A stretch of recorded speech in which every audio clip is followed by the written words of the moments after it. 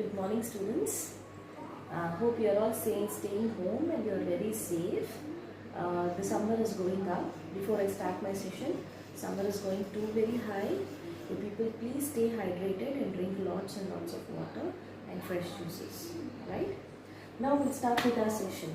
Yesterday we started with the concept of planning. We understood the importance of planning yesterday. Today we'll be moving a little further and trying to understand about the features of planning. But before we understand the features of planning, I want to do a small case study, something that is again a very old version given in the textbook. This case dates back to 2006. In 2006, there is a company called Polaris Software Labs Limited. This is a multinational corporation that has its branches in India. Again, you can correlate it to business environment. This is a US based company, and this company has set up its branch in India in Bombay. That means globalization. Right? So they have their branch in India. They are already operating successfully with 3 branches, 3 office setups. They provide basically financial services, consultancy services, software, back-end services. Now the thing is, they wanted to start one more branch after their success in the three projects that they had. So the another branch, they need close to 800 other and more employees. They have a target, the CEO of Polaris has told that he wants to make a target of achieving 1500 to 2000 employees, by the end of March 2007. Again, I'm telling you, this is an old case related to 2006. Now with this, you have understood that he has clearly made. So for this, there must be some plan. They must have seen a place or location in Bombay.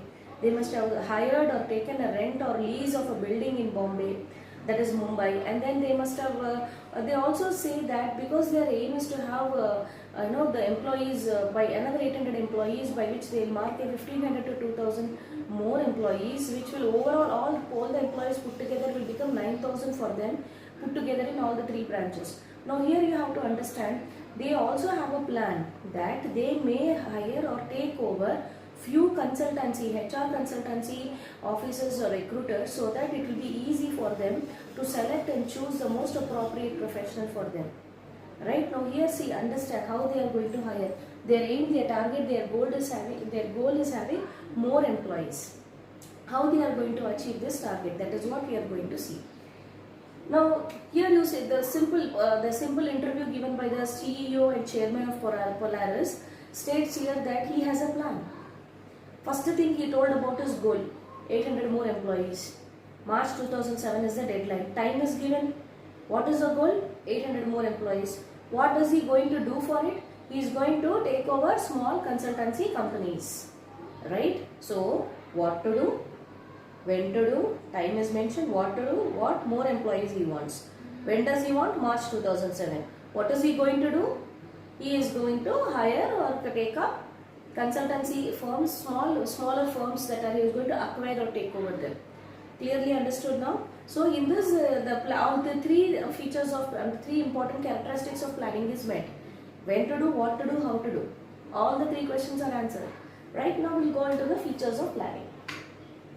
What is planning? Planning focuses on achieving objectives. See, there are general objectives of an organization is to become the #1 business in the world, is to become, if you ask about Tata, more of industrial establishment in our country, if you ask about Reliance, to become rich, commercialize the business activity. Every business has a generalized goal, but there is also specific goal like what we saw in Polaris. Specifically, Polaris aims at profit only. It has a profit, that's a different plan they must have made. For every individual activity, they have a different plan. For recruiting employees, there is a different plan. For training the employees, there is a different plan. So, specific goals are set out in the plans. There are different kinds of plan, children, which you will learn further towards the end of the chapter. But now you understand that specific goals are set out in the plan along with the activities that have to be undertaken. My goal is number of employees. How I am going to do that? I am going to hire consultant. By what time you need it? March 2007. So that is specific plan. So you have to understand that planning is a purposeful activity. There is an intention or a reason behind which every plan, why this plan is laid out, there is a reason, because I want to achieve this particular objective. right? So planning has no meaning unless it contributes to a predetermined objective. I'm planning. What are you planning?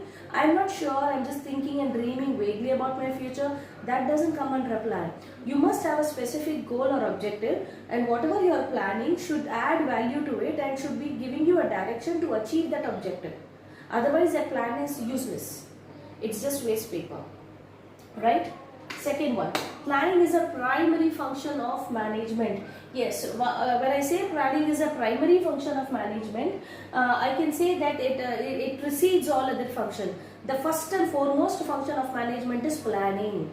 Second is organizing. Third is directing. Fourth is staffing. Fifth is controlling. Stepwise it is. So the very first step of management is planning. Right? Without a plan, no other function of management is a possibility. First you plan, then you execute your plan. That execution of plan only is other things. So the foremost or the predecessor in mathematics, this term you must have learnt in your younger classes, smaller classes, that predecessor, successor, predecessor. Predecessor means before everything. So this is a planning. It precedes other functions of management. It is also referred to as the primacy. Remember the word used in the textbook, Primacy. Primacy. Primacy of planning means preliminary, very first, most, initial.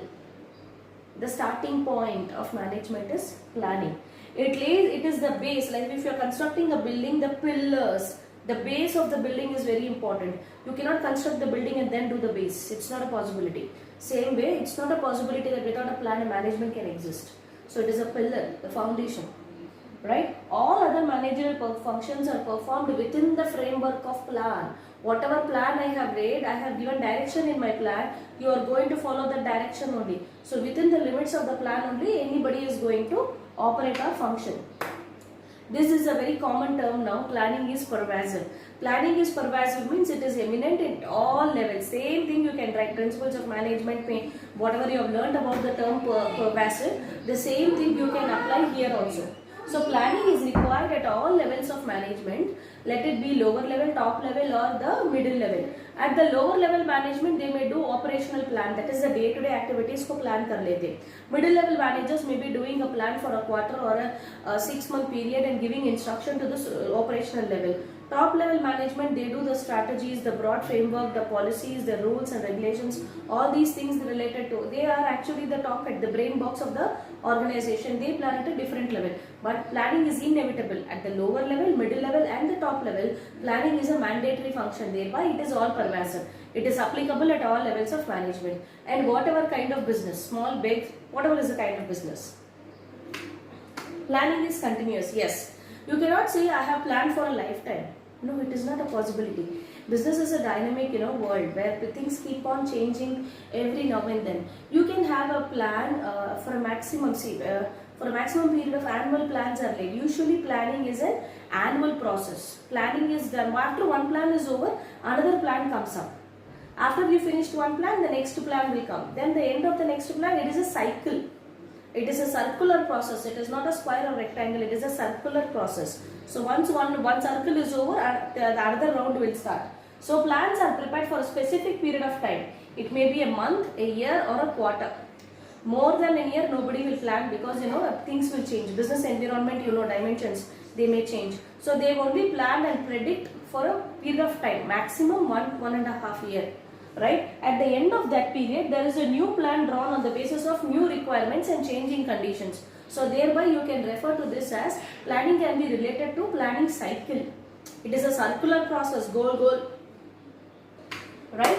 Planning is futuristic. Obviously, what is planning? Planning is deciding in advance, thinking in advance, foreseeing the future and taking measures for the same. Now, planning is essentially involves looking ahead and preparing for the future. Planning requires a preparation for the future, right? The purpose of planning is to meet future events. You are not planning for something that already happened. That you do it in accountancy. In accounts, what do you do? Accounts is history. After some transaction has taken place, you record the transaction. So, accounting is historic. But when you talk about business studies, particularly management and the topic planning, you are thinking about the future. Again, you are not an astrologer, but then you are thinking about the future and planning in advance. It implies peeping into the future, analyzing it, predicting it. It requires certain level of experience and mental capability. A lot of innovation and creativity is required to think about the future. Planning is therefore understood as a forward-looking function. This word is very important, students. You know why? Because at the end of this textbook, the last chapter, again this topic will be repeated. Planning is forward-thinking, whereas controlling is backward-looking. So how you have to, that is a very good answer, very important answer. So now you have to understand this, because planning is based on forecasting. It is referred to as forward-looking function. You are thinking about something that is yet to happen, that is going to happen in the future. That is why it is referred to as futuristic process. Planning involves decision making. Obviously, I told you in the initial video on planning itself that if there is only one way to do a particular task, you need not think about it. But if there are alternatives, you have to give enough weightage. You have to assess all the alternatives, find the best alternatives that is more suitable for you, and select that alternative. So planning involves a lot of decision making. Here it is, your mental capacity should be very, very high. In business world, there are 10 projects that are coming to you. Say for example, we will take the case study of Polaris only. They are into back-end services. They provide financial services. Now there are company A, company B, company C, company D. All the 4 companies wants Polaris to do the back-end operation. This is a sudden thing that happened in Polaris. They are just now planning for hiring 800 more employees, but suddenly 4 new projects have come. So now they have to think wisely. The chairman will have a meeting with the board of directors and say that, see, I have received an invitation for 4 companies. All the 4 want us to do their financial services. Now the big deal here is a sensitive or a very sensible chairman. What he will do, he will have an interaction with all the 4 companies and see, company A is asking our financial services for 1 year and it is ready to pay 20 lakhs.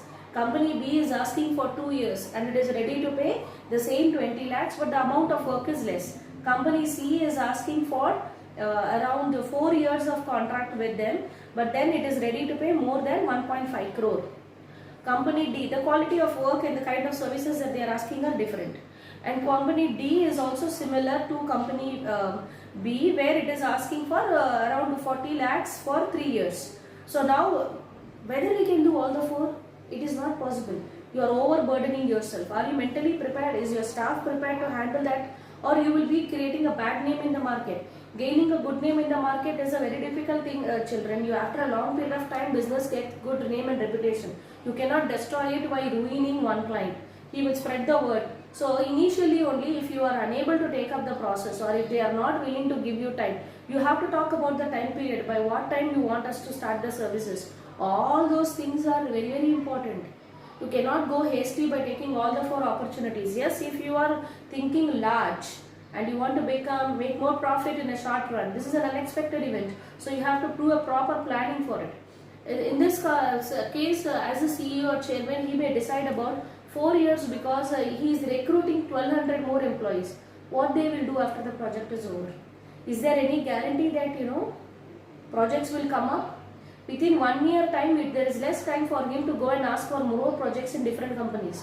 So 4 years wala company if he is taking, profit is also coming, there is a lot of time. He can recruit people and that people can be retained for 4 or 5 years. Within that time, he has got enough time to capture the market and gain more companies. So as a sensible person, you can choose that. Or probably he may think that there is already a lot of work on hand, so we'll go with the 1 year company only. So there are so many things to analyze in this. So with this, so many alternatives, which one are you going to choose? Your decision will decide the future of the company. Your decision will decide the net profit of the company. Right? So that is very important, decision making. Clear? So the only one possible goal or possible course of action is there, then there is no planning. Because there is no need to do, only one company you have got in hand, and for that company what great thing you are deciding. They already gave you instructions what kind of work they want. But if there are 4 or 5 companies and the kind of quality of work is also very different and challenging, you should assess your quality, capability, whether you can do it. So there a lot of decision making is there. So the need for planning arises only when there are alternatives available. In the absence of any alternative, planning is just a joke. Right?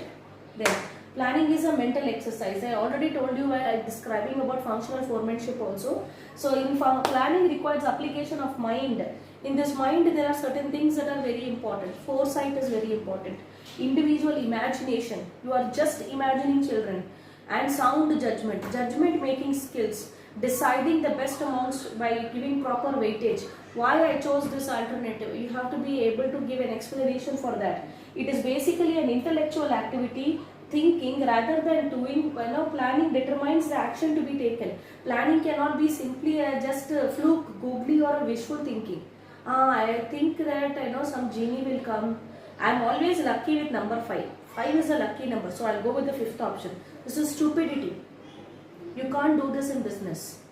My lucky number is 5. That when I took this, I got a sneeze, so I'm not going to do this. These are all nasty things that are not possible in business. So planning requires logical and systematic thinking rather than guesswork and wishful thinking. Wishful thinking, superstitions, these things don't work in business. You have to have logical thinking. So thereby we can refer to this planning as mental exercise. Highly intelligent, creative and innovative people are involved in the planning bench. The ones with IQ, excellent IQ will be there in the planning. Basically they form the top management. Right? So I think with this you all have understood the planning features. One more time I am repeating to students. Very simple. We have started with I'll do a recap of whatever we learned today. We understood about the case study of Polaris and how they wanted to have more people and start up a new branch.